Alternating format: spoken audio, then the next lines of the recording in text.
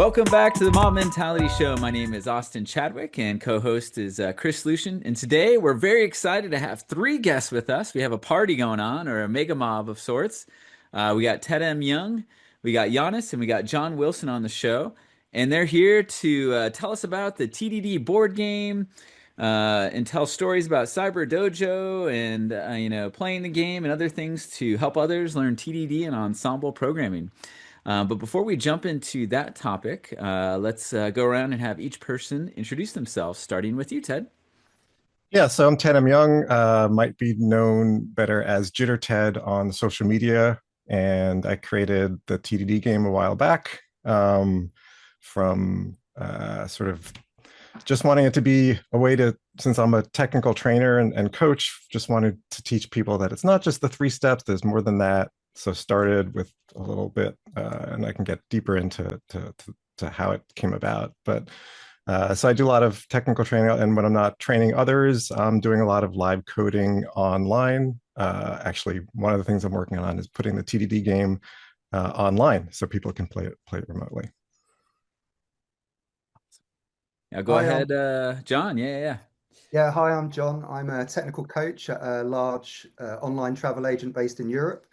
Back in the day, I used to do the work, but now I just fully concentrate on trying to improve the work. Hi, I'm Jānis. I'm a technical trainer. I used Ted's term there.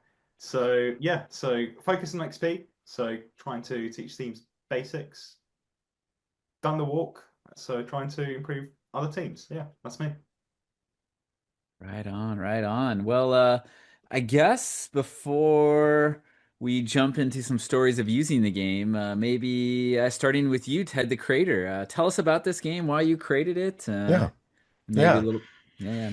So back when, in the before times when we could be in person, would basically one of the things I would teach as part of, so Giannis mentions XP, and I'm still a big fan of XP.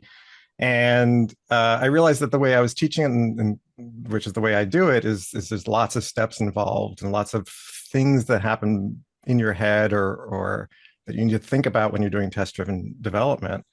And initially, I just wanted to create like, and so one of the early diagrams on my presentation would have the sequence of things that you do, and it'd be like 9 steps or 10 steps, and that's not even including the refactoring part. And I thought, well, let me create a little just card game, and people just have to put the cards in the right order.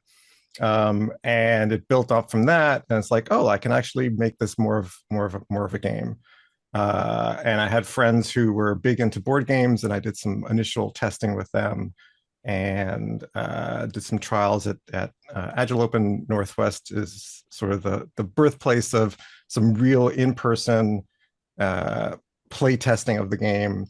And I was actually surprised at how well it worked. But then Llewellyn Falco basically broke the game. So it's like, all right, I need to modify this in order to balance it out.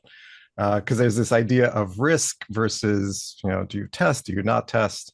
And so he broke it, so I adjusted the rules, and that fixed it. So and there were other people who suggested improvements to it. And when I started manufacturing it and then play testing it, and basically this just playing it more and more, was first of all, I was really again surprised at how well it worked as a game. So I've had people who have no idea what TDD is, let alone coding, and they said this is fun. And so when you play the game, the first thing you do is you lay things out in the correct order of, do you write the code for the test first? Do you, and it's heavy on this idea of call your shot or prediction is a core component of the game, because I find that when I do test-driven development, and if you can see me make this not quite mistake, but basically say it should fail and fail specifically for this reason, and then it doesn't, and that means something's going on that you have to look at. And so I feel that that's a really not just a core part of the game, but a core part of doing test-driven development. And what else about the game? And so the modifications, the suggestions that people had when we were playing it were really interesting. And so now so initially the sort of the out of the box experience, literally the out of the box experience, is you're playing sort of individually, you're moving your pawn around, you're trying to get commits and integrate them. And there are variations. One of the variations came up through people playing and say, hey, can we trade cards? And I'm like, sure, you can trade cards. And hey, can we, we have lots of people who want to play the game, but really it's 4 to 6 is kind of the maximum. Can we double up or triple up and have multiple people play one person's hand? It's like, sure. And that grew to be like, well, can we just have one pawn and have everybody try to move that pawn forward, right? So that's getting to the ensemble mob programming idea.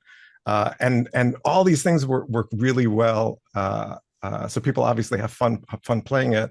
And I'll let Jānis and John talk about their experience. But that was sort of the genesis of the game. Yeah, so I guess I can't remember when I first found the game. I guess I found your site, TED, online somehow. And I think at that stage it was a print and play. So you would print this out at home and then cut it all out, and it took ages to cut it around because it's like a hexagon shape, which we can get into later. And I remember just thinking, this is really good, because when we think about when I'm coaching or educating on TDD, it's easy just to think about Red-Green-Refactor. And there's some different outcomes that happen when you do TDD, right? Like when you write the test, that test is going to fail to compile, first of all. It's not going to fail straight off the bat, right? Because obviously, it's the first time we're calling some future code objects in our test. So this thing is going to either fail to compile, or I guess in interpreted language, it's going to have a syntax error. And that step is obviously missing when we just say Red-Green-Refactor. And I think that when you're learning what I call tacit skills, such as TDD, what I mean by that is you can't just learn this out of a book. You have to do it or sit next to someone who's going to educate you through it. Missing steps is not good for a learner. Like, we're already jumping ahead. So immediately, I think it's the third one along, which is, as Ted said, you can skip, but let's say you write the code for the test. The next step in the game is predict why it's failing to compile. And I was like, oh, this is really good, because this is what really happens in real life, right? When we're following this process. And this notion of predicting, and then we go on to predict why the test is failing, and even, why it's passing. Is it passing for the correct reason? This is, for me, sort of the really important principles in the TDD cycle. And I think it's really important to get into those, drill down into those steps. So that was the thing that really got me hooked on this game. And I guess that then we played that, didn't we?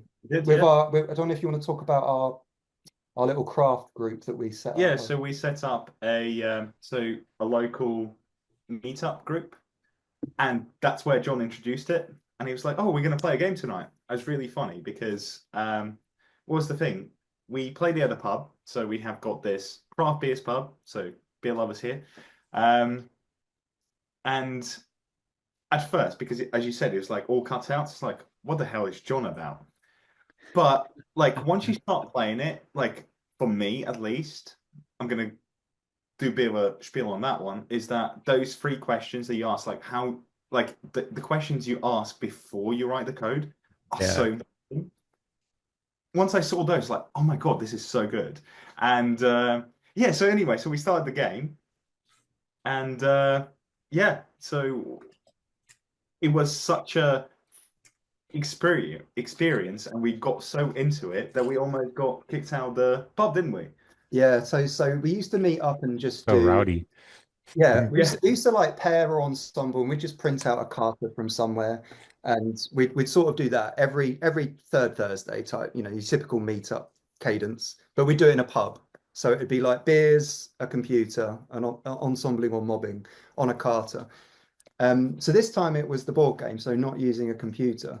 And there's a moment in the game. Like, the game is extremely deep, by the way. Like, my hat, if I had a hat on, I'd take it off to Ted, because this, and maybe this is the iterations that went on at Agile Northwest, but the game is incredibly deep, like in many different facets. But there is this notion that you can do what we call NFT, and I know this show's clean, so I'll let you guys just Google what NFT stands for. It's nothing to do with No freaking tests. nothing to do with non-fungible tokens or crypto.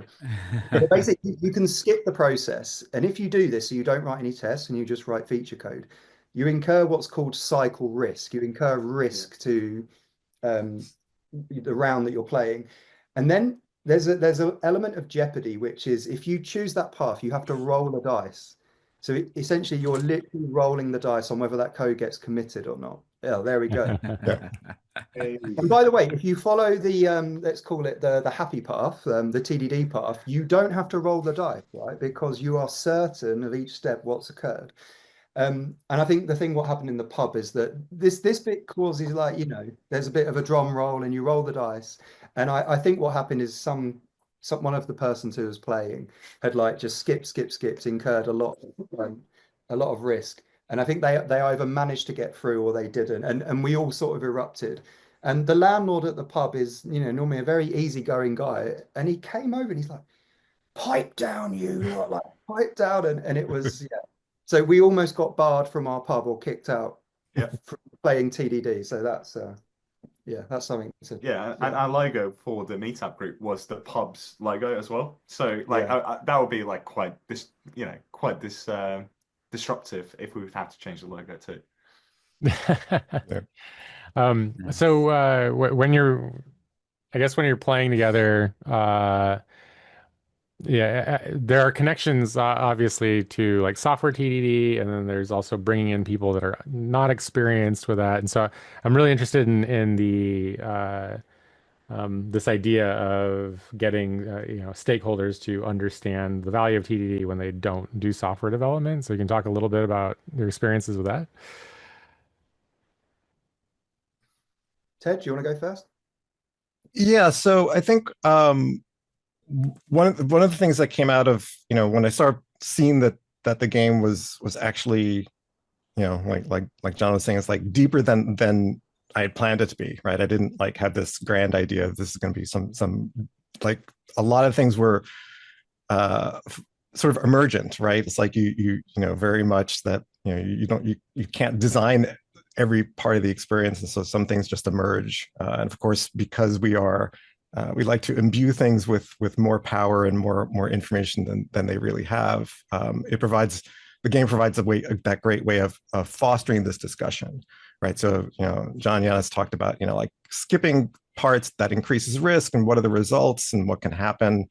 And I think that and John also mentioned sort of the first two steps of the game. One of them is what should it do, right? Figuring out what should it do. And I find this really interesting because with all the AI gen stuff, you have to be really clear about what should it do. Otherwise, it's going to generate code that doesn't do what you want it to do. And so being really clear about what should it do. And then the next step is then figure out how will you know it did it, right? So you basically are these two things that normally you don't talk about when you do TDD. And so bringing that in to say, look, it's not just TDD, the process, it's the stuff around it and how we interact with our product management, product ownership, or whatever to help us figure out what do you want this to do? And okay, when it does it, what should it look like? This somewhat behavior-driven development. And so really saying that, look, these steps are really important and we need to do that in order to do anything. And so, have you ever invited the product manager to the pub and said hey, do you want to come to the pub and play a TDD game? Well, not at the pub. I don't know. I guess we just assume that everyone there is a software dev, right? But that's probably an incorrect assumption. But certainly where I work, we've played this game many times with traditional where I work, a two pizza team is a product manager, an engineering manager, and maybe 5 or 6 devs. So certainly the product manager has been there when I've run the game, and those thinking steps. So this is where the game gets deep. So in the game you hold 5 cards at all times, and the first two steps in the game, as Ted just held up, was what should it do and how are you going to know it did it? And to actually physically move through the board, you have to discard a card out of your hand. And at the start of the game, like, people are like, this is what, why can't we just rush through this? Like, why can't we just quickly discard? What's the point in this stage? So that kind of deliberate, you have to change up your card and think about these two steps. Yeah, is super useful. The thing that then gets interesting is as players learn what cards are useful as you go around the board, this suddenly becomes an extremely tactical part of the game. So they start off by not valuing these two steps at all. And by the end of the game, these two thinking steps, before you've laid your hands on the virtual keyboard, become pretty much the most crucial part of the game. So yeah, that I think that actually is a real learning journey that really lands. And I think it really helps enable product management to be that voice in the room of like, why don't we think about what we're doing? Why don't we think about how we're going to know we've done it before we start coding? So yeah, I completely agree with that, because it really helps to align those two visions of what should it do in terms of like moving away from the how. And that's what I really like about it. Because yeah, it's just no longer about, well, what's the problem we're trying to solve and how we will know that it did it. And it's such a powerful thing, not rushing into the outputs of what your code should do. And that's like, I've done the TDD before. Sorry, before I done TDD, I had that mentality, oh, I just need to produce as much code as possible. And those two steps, like the Red-Green-Refactor side, those were the most valuable for me. Nice. And I think it's really interesting because if you read people's sort of, I don't know, about complaints or critiques about TDD, it's like, well, how do I know what test to write? Like the fact that they don't take these first two steps, it's like, well, how do I know what it should do until I write the code? And to me, that's such a baffling mentality, because you're not just randomly writing code. You do have some concept, even if it's amorphous and in your head and a little bit fuzzy and ambiguous. You do have some concept of what the code should do. Otherwise, you're literally just writing random stuff. And so, yet, when I was doing training, I'd often, before we did TDD, I'd often see people write code and write lots of code that wasn't actually necessary. It's just, oh, I need to handle this case too, right? So it's this very stream of consciousness, very, oh, I need to handle this case too. Let me add an if statement. Oh, I need to handle this case too. And like, you end up going off a little bit from what you're really were supposed to be working on. And yes, maybe those things will be necessary, but it sort of then grows the code base much more. And that's why TDD is famously known for less code than you would actually produce in other situations. And so, and again, as I mentioned before, like being really clear about what it should do and how you, the user, or some other system will be able to tell that it did it correctly has become the big thing with Gen AI. And it's like, look, we've been always doing that, and we've always been this precise because we had to be if we think about that stuff first, and that and I always struggle when creating the game. It's like, I wanted to have something to sort of take up time and space for those first two steps. And like John said, it's in the beginning when you start the game, it seems like, okay, I'll just discard anything. And later on, you realize, oh, I'm going to need a predict card later on, so I better not discard it because that's the only one I've got. And so you start then taking more time to think, which I think turns out to be really good.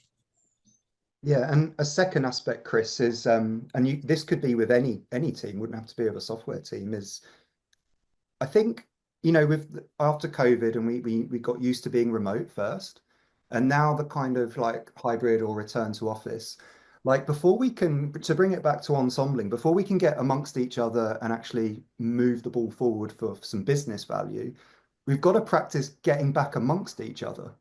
And the beauty of a physical board game is that we're there all together in real life. Yeah, we're playing as individuals in this game, but we're amongst each other.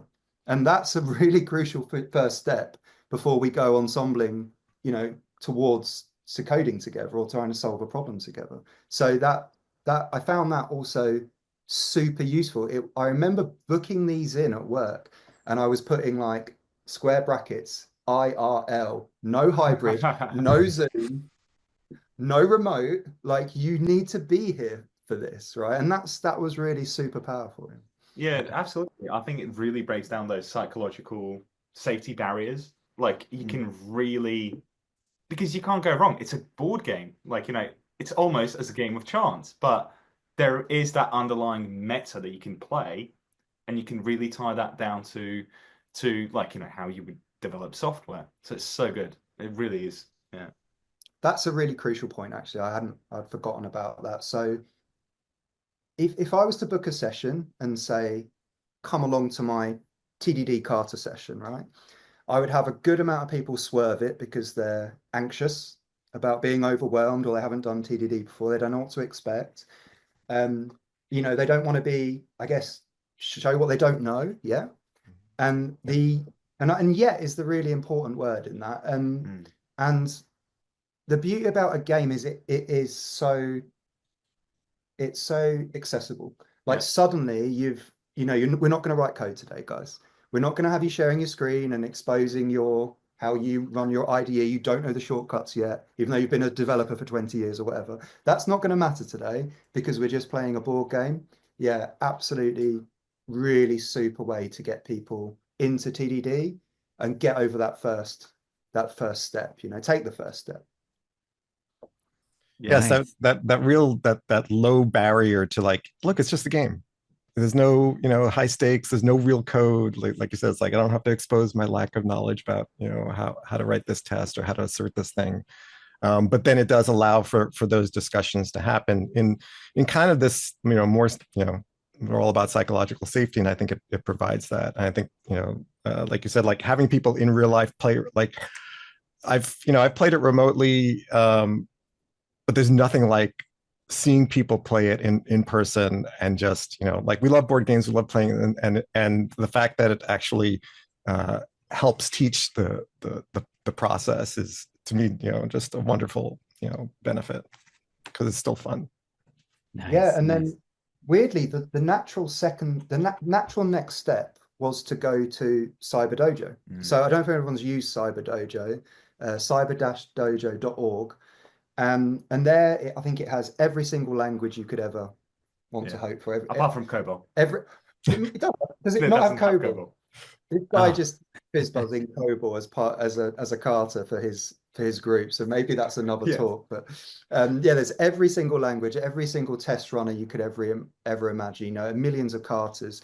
But the thing that I was able to then do is people are now familiar with the what we call PCR, or the predict step. And in Cyber Dojo, there's I guess some people call this hardcore mode, but you can tick a little button and you can predict, and you can tick another little checkbox, and then it will automatically revert your code if you make an incorrect prediction. And so what we would tend to do is play the board game in the morning, and we've done this a few times, didn't we?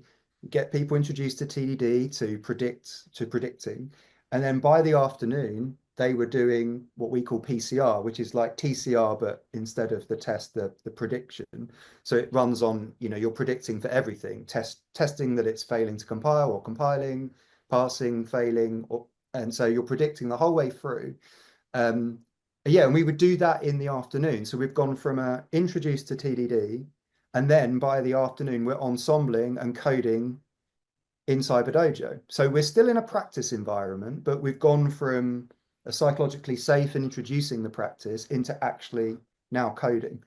And that was the first time I had like seen that bit in Cyber Dojo and made that link to what Ted had done with his game. So that was really cool to get that synergy really helped with the participants, basically. Yeah, and like one of those, like when you go through that process, what's really good is that it helps people realize that focusing on solving small problems is so valuable, because if you don't, you're going to waste so much time and it's going to be reverted. And it's such a good way of thinking. Like, you start with what should it do? And there's so many lessons in that. It's just amazing, like in terms of like trying to slice it, on the smallest problem possible. Yeah. Nice, nice. Yeah, nice. that point about writing less code is actually part of the game. So there are cards that you play to get a better chance of moving forward, where your prediction is correct, is if you write less code. And so you put down less code as these modifiers on top of another card. And so really push, and it took me a while to iterate on that and figure out that sort of mechanic of like, look, the less code you write, the better, right? Because, and trying to figure out also how to get this idea across of small steps, that you can sort of talk about in the game, but the game itself doesn't really mention that. But this idea of less code, of saying, look, if I only write one line of code and makes it pass, that's going to be easier to figure out and easier to predict. And therefore easier to move ahead in the game and in real life. Nice, nice. I love it. So one thing that comes to mind to me was a couple experiences. One was uh, especially hearing your story at the pub. I remember being in a rowdy mob a few years back, in person, and it was rowdy in a really good sense. But the developers in my mob would they had this kind of like competition going, who could predict better what would happen, and so they weren't playing your game yet because I don't even think it was invented, but they were keeping track of how often the other person was wrong, and it was kind of like this competition. And so I remember Chris might have overheard us, in another mob or in his office in another part of the building, because like there'd be these huge reactions like, "Oh, you got it wrong," or "Yeah, you got it wrong again," and then they'd update the score. And so I can imagine that with this game, and it also reminds me of an XP training I did once where we would have like a sticky of a color of what current phase we were in with TDD, with like the red, green, or refactor. But it's fascinating to me how there's so much more like depth or complexity in this version of the game. So a couple rules of the game questions. So if someone can maybe tackle both questions. One is there a winner of the game? And number two is, do you always write code alongside the game, or is the game meant to be played independently? So I can go first if you Yeah, like. go ahead. So we've done it two different ways. Like normally I'll be under some kind of time constraint. So for instance, I might have an hour to play the game or 2 hours to play the game. So it might be a case of whoever's got the most commits. And the way the game works is you go around the board, and every time you successfully go around the board, you win a commit. There we go. There's the scorecard there. And so what we might say is, right, okay, 10 minutes to go. Whoever's leading is the winner. Or, and this is only, I guess, 10% of the time we've had the luxury to say, no, we're going to be first to three or first to four Yeah. or first to five. And then if there's a tie break, then we will and I'll hold up a card for you here, Ted, so you don't have to keep doing it. This is the thing we were talking about, where if you choose to introduce risk into your code base. So if we had a tie break on commits, we would say, well, who's got the least risk in their code base? And that would split the tie. But I've got a fantastic. I'd always go to my local. I've got a lovely guy local to me who's like a trophy maker, and you go in this place, right? You open the door. Like, he doesn't answer the door very often, but when he does, like it's like you have to fight your way through all like the bubble wrap and the boxes, and then every single trophy of every single type you could ever imagine. And I remember going in there and I was like, I really need something for TDD. Like, obviously, what is that? And I was like, okay, can you give me like some computing or and he brought me out like something you'd get in high school, like junior school, like when you're 7. And I'd have these printed up with TDD winner August 2023. And so I'd always present that to the winner, and take a nice photo. And that would always be a real good moment of celebration. That is so good. But like also the winner is always the fudging knowledge that you learned. Like at the end of the day, that's the king. That's the key thing, because no matter the winners, that people will take away, and I think they will go back to their work and realize working in small steps, working in thinking what should it do, is going to really help them. So yeah, so but like doesn't compete with a trophy though. True. Do you Yes. do you see the, I guess, what have you seen change in people's behavior before and after playing the game? And have you, like, how many times have you played it in order to like really have an effect on behavior? Kind of like, what are the outcomes of inviting people to play with you and getting to the other side of it? Yeah, so like as John mentioned, that transition in terms of like you start with a TDD game, and then go to the Cyber Dojo and try to have those concepts in a psychologically safe environment. It really, really helps. So I used to work with a AI data scientist, and like that really inspired them. They said, like, thank you so much. Now I can make my life so much easier because I can wrap these things in tests. So, of course, like a lot of these things are, at the end of the day, it's about automated testing, right? And, but you have to think first about it. So, yeah, so a lot of the teams that I worked with, the fact that, like, if you move away from Red-Green-Refactor, that's a very simplistic way, but I really like how Ted put it, those three first steps, like, what should it do? How will I know? Sorry, Ted, if I'm like mangling a little bit in terms of like, what the Yep, actual you got it.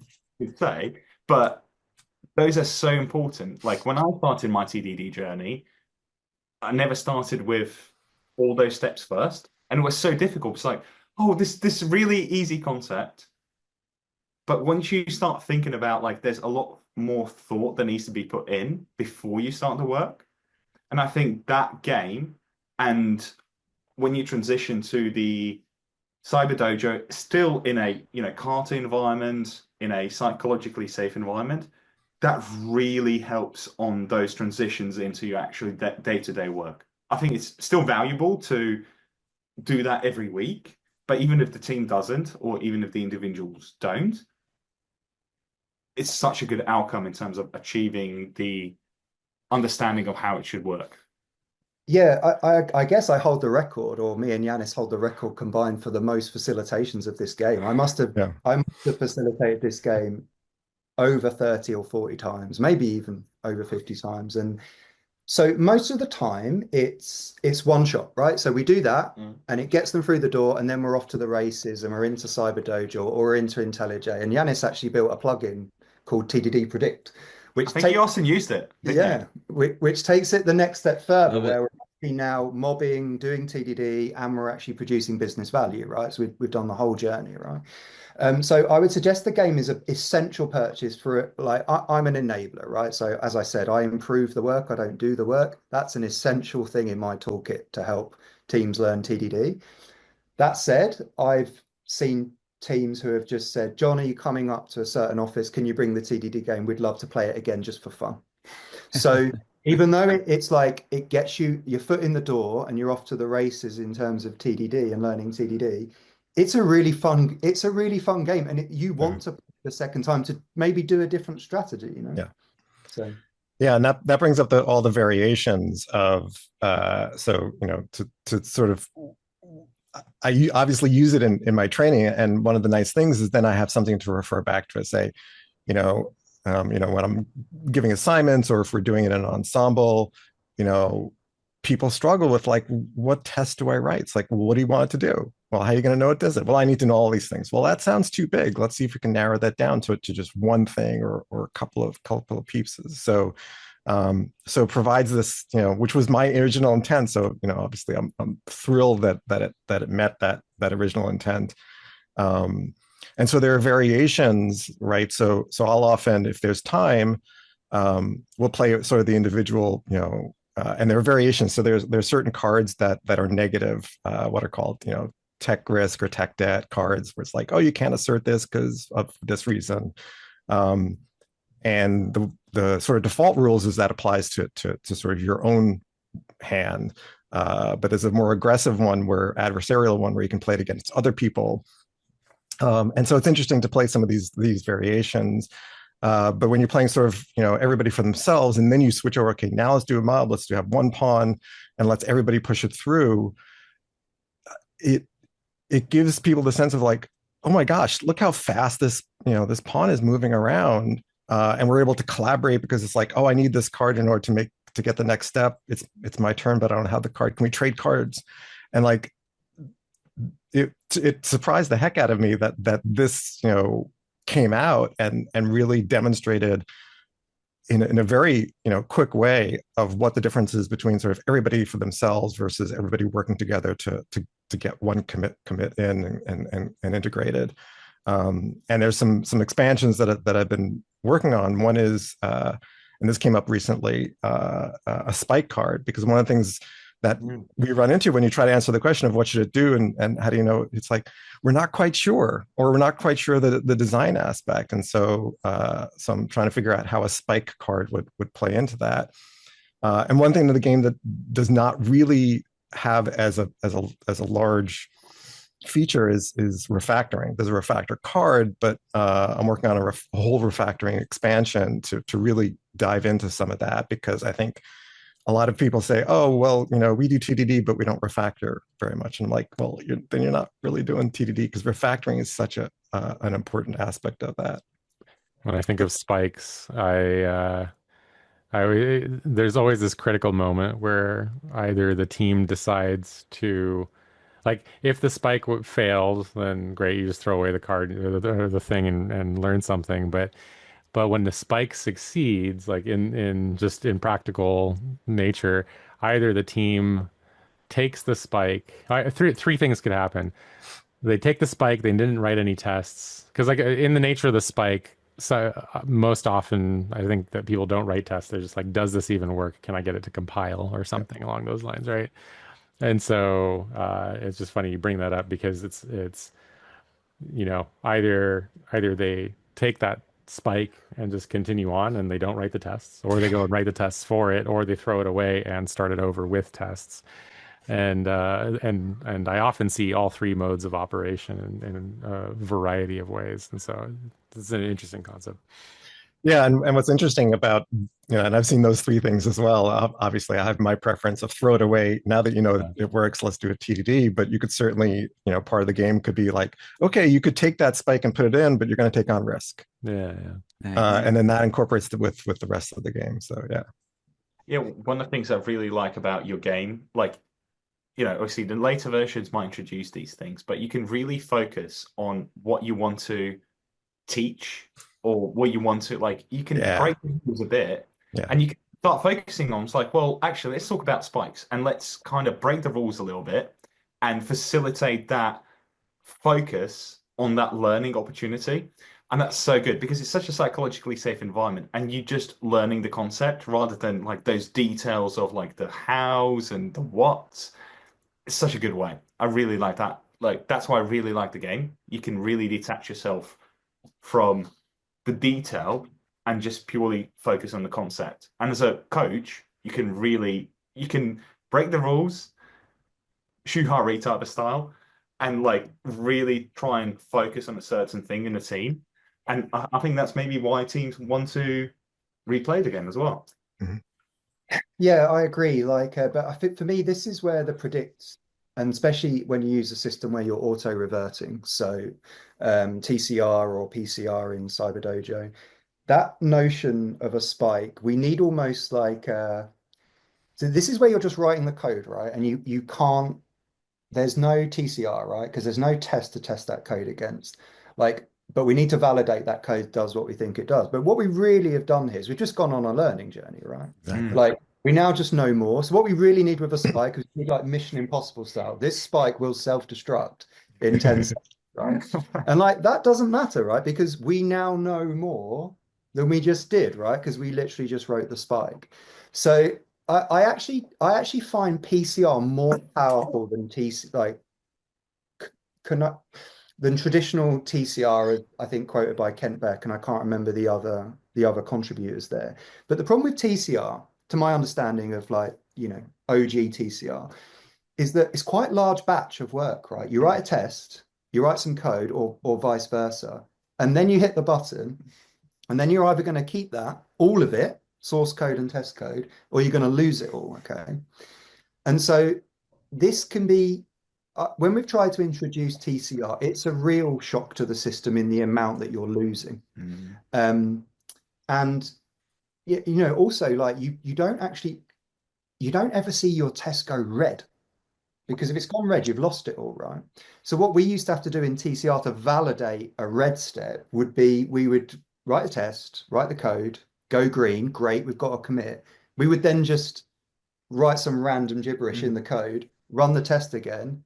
If it went red as expected, and it just reverted us back to where we were.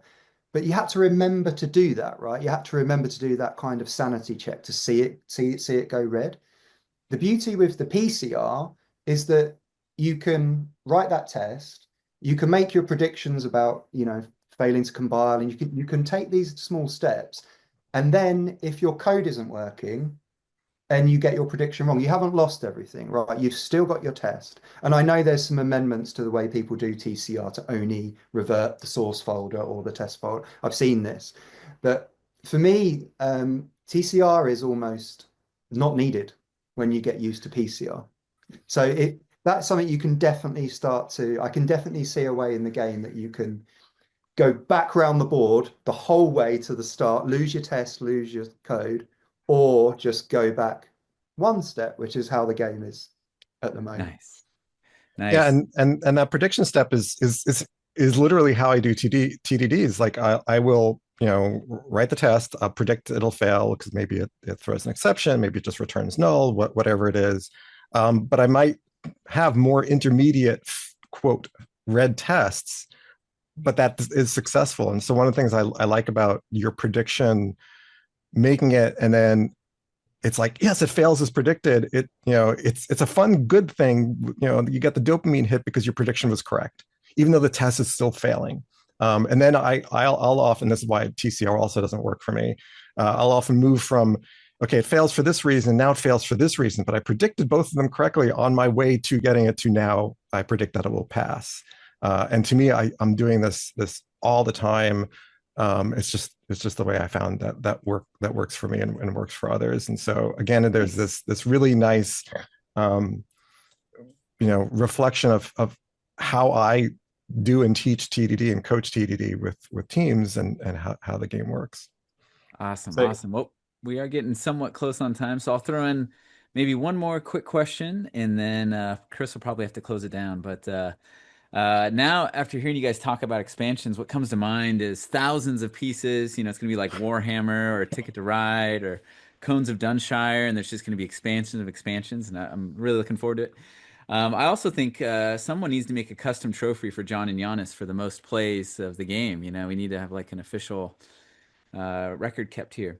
But the last question I'll throw in, and maybe this ties into the future expansions, is I've noticed that as I travel around to different mobs, sometimes people are like, "Oh yeah, we did a TDD," but then they do some of the things you're talking about, or they leave gaps. There's missing tests. There's mutants. They're like, "Oh, I wrote an assert, but it's not asserting any of the arguments, or it's only asserting one part of the results, or things like that, or just missing refactoring."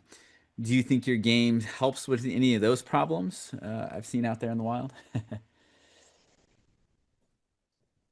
John, I don't know if you want to address that first. Yeah, again, it's just this notion of breaking everything down into the smaller steps that are going to make up the whole picture. Again, in terms of deliberate practice and tacit skills. And the beauty of like being in a mob is you now have a way of like learning or articulating to someone else who doesn't know yet that maybe tidying or refactoring would be a good thing to do while we're green. Like it gives you a way to introduce that in a gamified way, right? Because you can be inspired by the way that Ted has managed to get this practice across in this safe way. I think it encourages you to be able to articulate what you know to other people in a mob, and also to be receptive to other ideas. One of the things we used to do a lot in Cyber Dojo has a classroom mode. And so what we would do is we would set like 7, 10 mobs off going on a kata doing PCR, and it allows you to track their performance. And then after 10 minutes, we would say, right, whoever's like the rightmost person, we're doing it in freeze. You need to stand up, rotate around the room, And so you would come into a new code base with potentially something that looks shocking compared to where you've just been. And you would have to introduce the practices, or vice versa. You might come to something and be like, oh, actually, this looks much better than where I just was. So yeah, that works really, really well. Yeah, and using, we may not play the game again sort of after we've played it, at least in my training coaching. But I'm always referring back to, hey, remember this step, and hey, remember, what are the repercussions of this, and again, it's like playing it multiple times with those variations, like playing it as a mob with a single pawn instead of multiple pawns, and then playing it with an actual navigator driver, instead of sort of like who's just all the cards are available, everybody has the set of cards, and one person directing, and then that's what rotates in the turn. And so again, it's like the figuring out what you want to teach people, what you want to emphasize, like Jānis mentioned earlier, I think is one of the really nice things about the game, is like, make up your own rules if it fits within it, and use that flexibility to say, hey, we want to focus on this part, want to focus on writing less code, let's make that more important. And so that's actually something I'm trying to do in the online implementations, is not have the system enforce the fewest amount of rules to give it that flexibility. Nice. All right. Well, thank you all for joining us. Before we close out, I know we talked a lot about the game, but is there anything else that we want to plug or share before we close out the episode? Well, I just want to say to any technical enabler out there who's trying to coach TDD, honestly, you can't make a better investment than getting one of Ted's games. And try out, listen back to this podcast, try out the tips, or reach out to me on LinkedIn. I'm happy to share my many funny experiences, including getting thrown out of a pub. And it really is a really good thing to have in your toolkit if you're trying to enable technical practices. What he said. All right. Well, we'll have information in the show notes, and yeah, to our audience out there, if you know somebody who maybe hasn't been introduced properly to TDD and needs a more gentle introduction, maybe share this episode with them, and or training or coaching others, and we'll see everyone next time. Like, comments, and subscribe, and more. And we'll see you all. Thank you all, and bye, everybody. Thanks. Bye.